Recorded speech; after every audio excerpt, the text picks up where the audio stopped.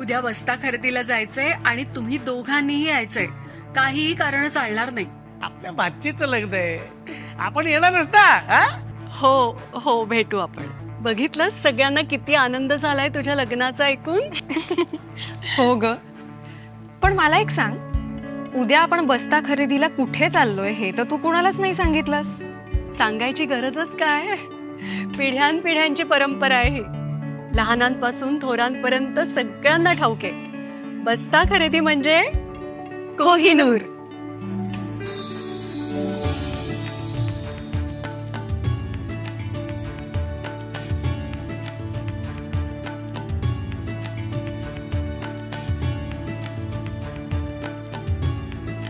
बस्ता खरेदीचं हक्काचं ठिकाण कोहिनूर, MG रोड आणि सावेडी, अहिल्यानगर.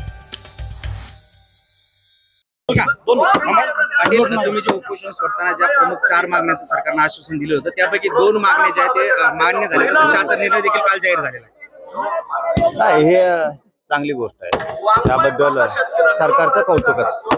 केलं म्हणल्यावर आम्ही केले म्हणणारे लोक आहेत, आम्ही ताठून धरणाऱ्यापैकी नाही. आणि आम्ही ज्या ज्या वेळेस बोलतो ना त्याच्या पाठीमागं आमच्या गोरगरीब मराठ्यांच्या लेकराचं हित असतं म्हणून बोलत असतो. पण आम्हाला टार्गेट करायचं म्हणून आम्ही करत नाहीये. तुम्ही जाणून बुजून वेळ लावताय म्हणून. आणि आम्ही गप का बसलो 2-4 दिवस, त्याचंही कारण आज मीडियाच्या बांधवाच्या समोर सांगतो की नामदार आपले उदयजी सामंत साहेबांचं स्टेटमेंट होतं ते जरांगे पाटील माझे मित्र आहेत आणि त्यांनी थोडं संयम धरावा. त्या सगळ्या मागण्या मान्य होती. आणि माझा एक मित्राचा म्हणून सल्ला आहे की त्यांनी मुख्यमंत्र्यांना बोलू नये, आम्ही मागण्या मान्य करतो. त्यांचा सल्ला आम्ही मान्य केला, इकडची इकडच, आणि आम्ही शांत झालो. म्हणजे आम्ही सन्मान आणि सहकार्य सरकारला करतो हे ओळखून घेतलं पाहिजे. पण शेवटी काय असतं बघा, लेकराचं हित माझ्यासाठी लय महत्वाचं, म्हणून मी तो विषय बोलतो. आता काल त्यांनी आपल्या पूर्ण मागण्या 8 याला आपण साक्षीदार, त्यातल्या 4 तात्काळ मंजुरी देतो म्हणून सांगितलं होतं. त्या 4 पैकी सुद्धा 2 केल्या. म्हणजे एक माननीय शिंदे साहेबाची समिती, त्यांनी आता तिला मुदतवाढ दिली. फक्त आमची एक आता विनंती, शिंदे साहेबाची समिती तुम्ही आता गठीत केली, तिला मुदतवाढ दिली, तिला मनुष्यबळ द्या, तिला बसून ठेवू नका.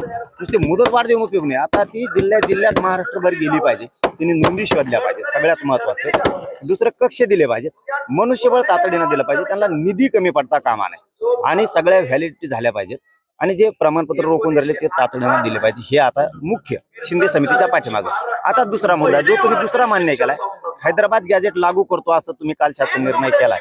बॉम्बे गव्हर्नमेंट आणि सातारा संस्थांचं गॅजेट हे आता तुम्ही शिंदे समितीकडे, आता सरकार त्याच्यावर अभ्यास करणार असं त्यांचं म्हणणं आहे. कारण शिंदे समितीनं केलेला आहे, शिंदे समितीनं अभ्यास केलेला आहे, आता सरकारला करायचं. ठीक आहे, तुम्ही 7-8 दिवस त्याच्यावर अभ्यास करा, तिला बघा आणि ते लागू करा. तुम्ही 2 कामं केलेत, त्याबद्दल तुमचं कौतुक. फक्त आता गॅजेटच्या अंमलबजावणीची वाट मात्र आम्ही बघतोय. आणि त्या केसेस त्या मागं घ्या. बलिदान गेलेल्या कुटुंबांचे विषय त्याच्यात घेतलेले आहेत आपण, त्यांचे निधी आणि नोकऱ्या गेलेल्या नाहीत. ज्या 4 मागण्या त्या दिवशी ठरल्या त्या तुम्ही आता तातडीनं लागू करा. पाटील, त्याबद्दल बरं झालं तुम्ही योग्यच विचारलं ते की जे 15 तारखेला आपलं ठरलं होतं त्याच्याबद्दल जरा आज संध्याकाळी आम्ही गावकरी बसतो काय करायचं. आणि उद्याच्याला आपल्या बांधवांना आम्ही अंतरवली प्रेस घेऊन सकाळी डिक्लेअर करतोय काय ते. आपण आता मान्य करायला लागलेत, मग आम्ही बोलणार नाहीत. तुम्ही खोटं करू नका हे आमचं म्हणणं. हा, तुम्ही मराठा आंदोलक म्हणून कोणाला नोटीस नाही देऊ शकत. हा, तुमचं दुसरं काही लफडाचं नाही. पहिल्या दिवशी तुमच्या साक्षी सांगितले तिकडे चावून खा रे, घेणं नाही आम्हाला. पण मराठा आंदोलक म्हणून मी खपून नाही गेला अजिबात. पाटील, खरं तर हैदराबाद गॅजेटचं, बॉम्बे आणि सातारा गॅजेटचं सुद्धा आता शिंदे समिती अभ्यास करणार आहे. लागू करण्यासंदर्भात सरकार सकारात्मक पाऊल उचलतंय असं मला वाटतं. हा, आता कालच्या निर्णयामुळे वाटतंय, पण शिंदे समितीने अभ्यास करत, सरकारनं ती गफलत करू नये. शिंदे समितीने अभ्यास केलाय. आता सरकारला जर त्याला काही 7-8 दिवस अभ्यास करायचा असेल त्यांनी करावं आणि त्याची अंमलबजावणी करावी, आम्हाला वाट बघायला लावून. मात्र प्रमुख जी मागणी होती मराठा आंदोलकांवरती गुन्हे सरसकट मागे, त्याबद्दल काही निर्णय कालच्या निर्णयामध्ये झालेला नाही. 4 ते त्या दिवशी करतो म्हणले होते, एखाद्या 2 ह्या केल्या असत्या, पुढच्या मंगळवारीपर्यंत ते करतील असा विश्वास ठेवूयात. आता केलं म्हणल्यावर तर केलं म्हणलं पाहिजे ना, चुकला की सोडणार. हा, सोडणार. मराठा आंदोलकावर जर तुम्ही जाणून बुजून जर असं काही करत राहिला मराठा आंदोलक म्हणून, बाकी तुमचं काय दुसरं लफडा असताना मला देणं घेणं नाही. मी समर्थन करणारा तुमच्यासारखा नाही, हे ध्यानात ठेवा. चुकीचं समर्थन मनोज जरांगे करत नसतो, कधीच मोर्चे काढीत नसतो, रास्ता रोको करीत नसतो, पाठबळ देत नसतो, चुकीला कधीच समर्थन देणार नाही. पण मराठा आंदोलकांवर तुम्ही जर आता गुन्हे मागे घेऊन मानतात आणि काही काढत राहतात तर ते खपवून घेणार नाही.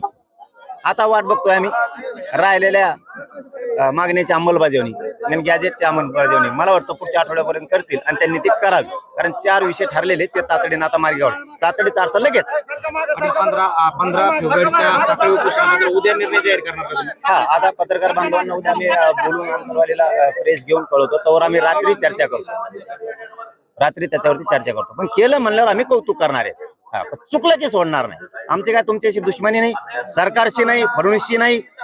तुम्ही तुमच्या लेकराला वेगळा न्याय देता, माझ्या वेगळा देताय म्हणून हे घडतंय आणि हे घडत राहणार. तुम्ही जर चुकलात तर हे घडत राहणार. तुम्ही समाजाला द्या, समाज तुमच्या गळ्यात हात टाकून हिंडल ना सरकारच्या, तुम्हाला तुमचं कौतुकच करणार समाज. धन्यवाद. सुनबाई, आजही चहा काल सारखाच बनव. अग, कोणती नवीन चहापत्ती आणली आहेस का? काय ग, कालच्या चहाचं रहस्य काय आहे? प्रत्येक चांगल्या चहासाठी आवश्यक आहे राजहंस दूध. चहापत्ती तीच, फक्त दूध नवीन. आणि माझ्या चहाला मिळाला सुंदर रंग आणि स्वाद.